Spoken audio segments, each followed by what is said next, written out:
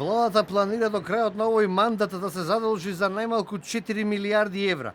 Информациите до кои дојде телевизија 24 велат дека по втор пат оваа влада ќе направи договор за задолжување со друга влада. Овој пат тоа нема да биде унгарската, туку ќе биде една од трите најразвиени западноевропски држави.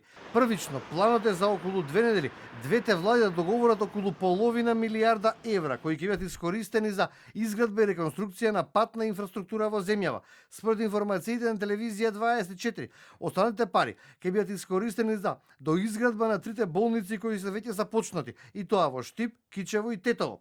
Добар дел од парите кои ќе бидат договорени ќе бидат потрошени за изградба на брза пруга кон Бугарија. Тоа што ќе биде различно од унгарскиот кредит е тоа што парите од идното задолжување нема да легнат на државната сметка на Македонија или на некоја наменска, туку ќе се влечат од западноевропската држава по реализација на завршен проект. Вчера во анализа на телевизија 24 пратеникот на ВМРО ДПМН Бојан Стојановски откри дел од плановите на власта, на што подпредседателката на СДСМ Каја Шукова обвини дека планот на власта е предизборно и популистички, да ја задолжи државата за проекти кои ќе се реализираат во очи локалните избори.